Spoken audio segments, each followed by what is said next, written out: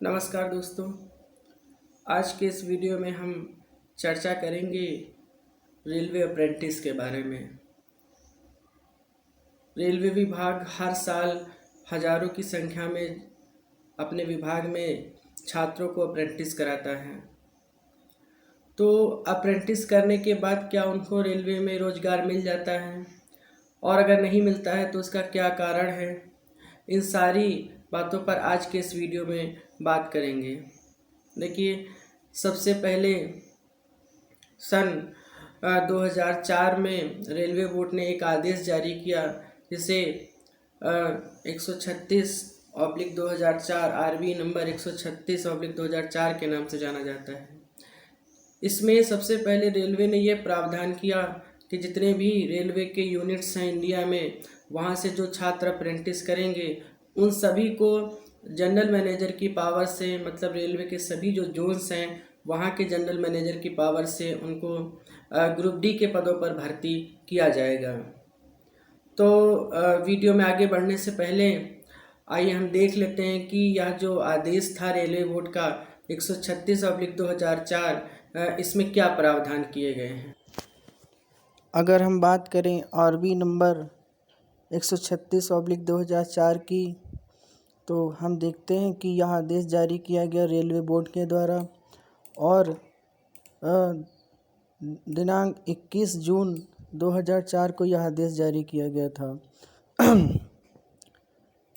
The general manager all Indian railways including production units, मतलब railway की जितनी भी यूनिट्स हैं, प्रोडक्शन यूनिट्स को मिला करके उन सब के लिए यह आदेश था। इसके साथ साथ मेट्रो और आरडीसो के लिए भी यह था। एक तरह से देखा जाए तो भारत में रेलवे की जितनी भी यूनिट हैं उन सब के लिए आरबी नंबर 136/2004 लागू होता है। अगर इसके सब्जेक्ट की बात करें तो हम देखते हैं engagement of course completed act apprentice, मतलब कि कोर्स कंप्लीटेड एक्ट अप्रेंटिस की भर्ती के लिए यह आदेश जारी किया गया था। इस आदेश में जो दो सबसे महत्वपूर्ण बिंदु हैं उनको देख लेते हैं। सबसे पहला इसमें बिंदु है act apprentice can be engaged as substitutes, मतलब कि जो भी एक्ट अप्रेंटिस हैं उनको ऐसे सब्स्टिट्यूट रेलवे में भर्ती किया जाएगा। उन्हें रेगुलर एम्प्लॉय के तौर पे रेलवे में भर्ती नहीं करना है। और जो दूसरा बिंदु है इसमें वो है अंडर जीएम्स पावर, मतलब जितने भी एक्ट अप्रेंटिस भर्ती होंगे रेलवे में वो सब जीएम की पावर से होंगे।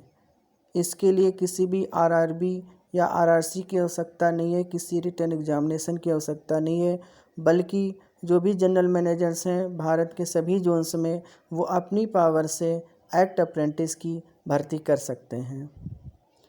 तो इस तरह से हम देखते हैं कि इसी आदेश को आरबी नंबर 136/2004 के नाम से जाना गया, जो कि भारत में कोर्स कंप्लीटेड एक्ट अप्रेंटिस की नियुक्ति रेलवे में करने के लिए जारी किया गया था।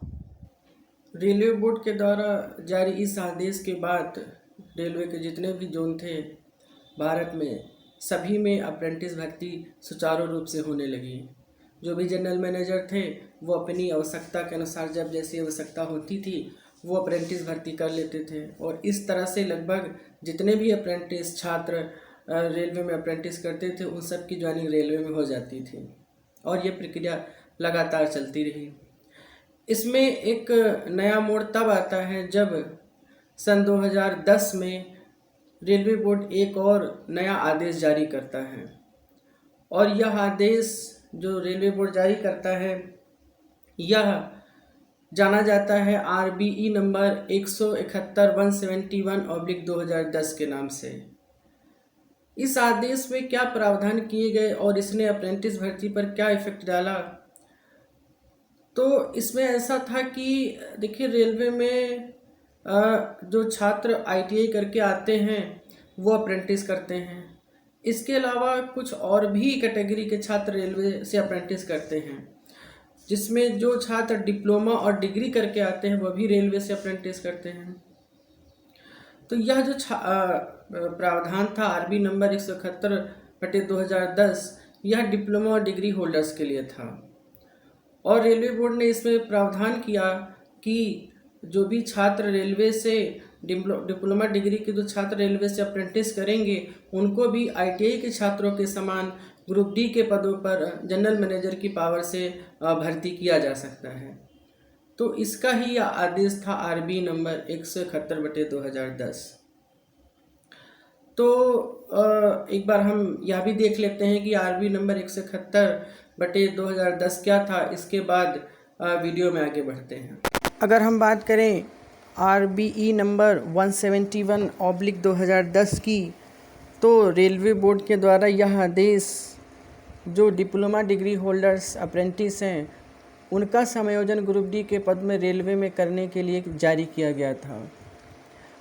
तो इसी को आरबी नंबर 171/2010 कहते हैं।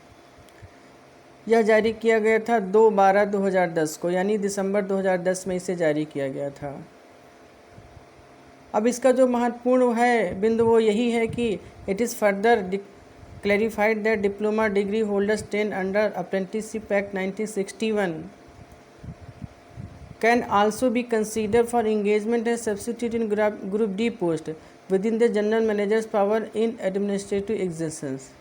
मतलब कि जिस तरह से आईटीआई होल्डर्स की भर्ती रेलवे में होती थी उसी तरह से जो डिप्लोमा डिग्री होल्डर्स हैं उनको भी ऐसे सब्स्टिट्यूट ग्रुप डी के पदों पर नियुक्ति की जा सकती है।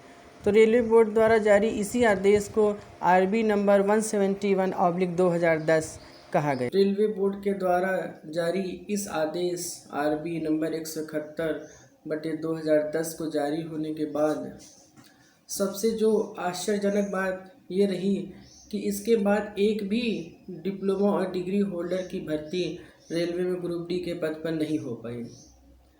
केवल सन 2011 में 9 या 10 लोगों की भर्ती हुई, वह भी कोर्ट के एक आदेश के कारण हुई। इसके अलावा डिप्लोमा डिग्री होल्डर किसी की भी भर्ती रेलवे में नहीं हो पाई ग्रुप डी के पदों पर। और यह समय था उस समय लगभग सन 2011 और 12। लेकिन जो आईटीआई करने वाले छात्र थे उनकी भर्ती लगातार हो रही थी। पर इस सब परिस्थितियों के बीच में कुछ ऐसा हुआ कि सन 2012 तक तो लगभग भर्ती हुई आईटीआई होल्डर्स की जो अप्रेंटिस करते थे, पर उसके बाद में सन 2013 से लगभग यह भर्ती रेलवे में पूरी तरह से बंद कर दी गई। अब इस स्थिति में ना तो आईटीआई होल्डर किसी की भर्ती होती थी, ना ही डिप्लोमा डिग्री होल्डर्स की भी कोई भर्ती रेलवे में ग्रुप डी के पदों पर हो पाती थी। तो ऐसी परिस्थितियों में कई लोगों ने यह भी माना कि जो डिप्लोमा डिग्री होल्डर्स हैं वो कई बार कोर्ट चले गए और कोर्ट जाने के कारण जो भर्तियां होती थी उस पर ब्रेक लगता गया। पर वजह कुछ भी रही हो, इसके बारे में कोई जानकारी साफ तौर पर किसी के पास नहीं है कि रेलवे ने बिना कोई कारण बताए, बिना किसी आदेश के सन 2013 से क्यों इस भर्ती को रोक दिया। लेकिन समय आगे बीता गया और सन 2014 में भारत सरकार ने अप्रेंटिसशिप एक्ट में एक जो प्रावधान है उसमें कई सारे बदलाव किए। इन्हीं बदलावों में से एक बदलाव था अप्रेंटिसशिप एक्ट का सेक्शन 22 में बदलाव। सेक्शन 22 जो भी छात्र अप्रेंटिस करते हैं तो उनकी रोजगार उनको कैसे मिलेगा इसके बारे में नियम निर्धारित करता है। तो भारत सरकार ने संसद में अप्रेंटिसशिप एक्ट 1961 के सेक्शन 22 में बदलाव किया। तो इस वीडियो में आगे बढ़ने से पहले हम देख लेते हैं कि सेक्शन 22 में पहले क्या प्रावधान था और क्या बदलाव किया गया। अब हम देख लेते हैं कि यह जो अप्रेंटिसशिप अमेंडमेंट किया गया सन 2014 में, तो यह अप्रेंटिसशिप एक्ट के कई सेक्शन में अलग अलग तरह के बदलाव किए गए। इसमें जो सबसे महत्वपूर्ण बदलाव था वह था अप्रेंटिसशिप एक्ट 1961 के सेक्शन 22 का बदलाव। तो हम देख लेते हैं कि इस सेक्शन में क्या बदलाव किया गया।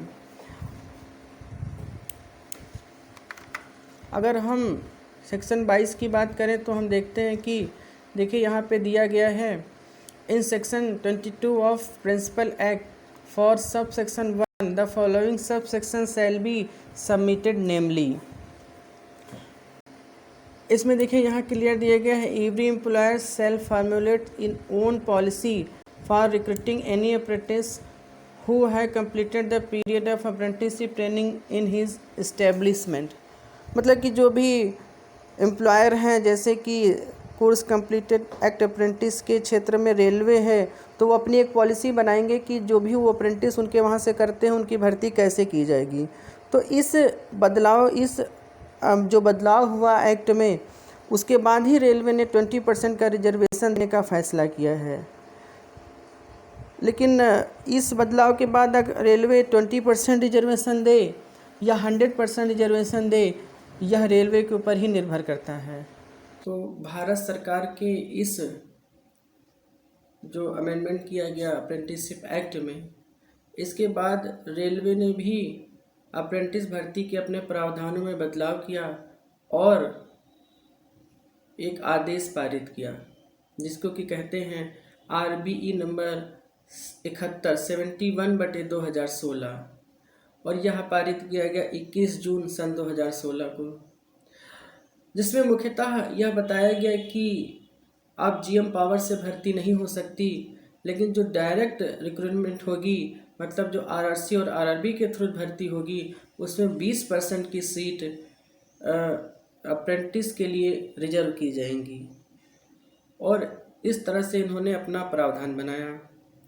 तो एक बार हम ये भी देख लेते हैं कि यह जो प्रावधान था RB नंबर 71/2016, यह क्या कहता है। अगर हम बात करें RB नंबर 71/2016, जो कि अप्रेंटिस को 20% रिजर्वेशन RRB और RRC के पदों पर देने के लिए किया गया है। तो हम देख लेते हैं कि इसमें क्या दिया है। देखिए, इसे कहा गया RB नंबर 71/2016, और यह जारी किया गया 21/6/2016 को।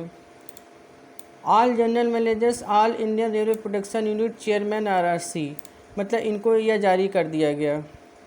अब इसमें डिटेल में बताया गया है कि कैसे क्या इसके साथ किसमें होना है। तो महत्वपूर्ण बिंदु है वह यही है, it is been decided by the board that 20% vacancies in case of direct recruitment to the post category in pay band having grade pay 1800 shall be filled given preference to course completed act apprentice. मतलब जो भी course completed act apprentice हैं, उनकी भर्ती जो अब होगी, वह जो RRC से पद निकलेंगे उसमें 20% का reservation course completed act apprentice को दिया जाएगा।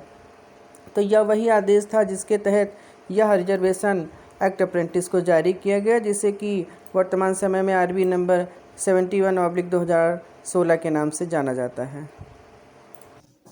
अपने इस आदेश RB नंबर 71/2016 के बाद में रेलवे बोर्ड ने एक और आदेश जारी किया सन 2017 में, 12 अप्रैल सन 2017 को, जिसके माध्यम से उन्होंने जो भी भारत में GM को पावर दी गई थी अप्रेंटिस भर्ती करने की, अपनी उस पावर को हटा लिया, विड्रॉ कर लिया।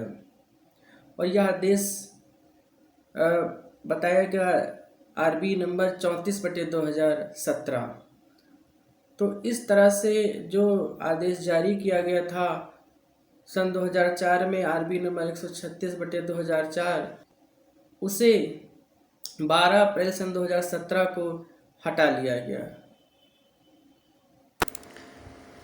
अगर हम बात करें RBE नंबर 34/2017 की, तो यह वही आदेश था जिसके द्वारा RB नंबर 136/2004, जो कि रेलवे में ग्रुप D के पदों पर अप्रेंटिस भर्ती के लिए जारी किया गया था, उसको विड्रॉ करने के लिए, यानी उसको समाप्त करने के लिए यह आदेश RB नंबर 34/2017 जारी किया गया था।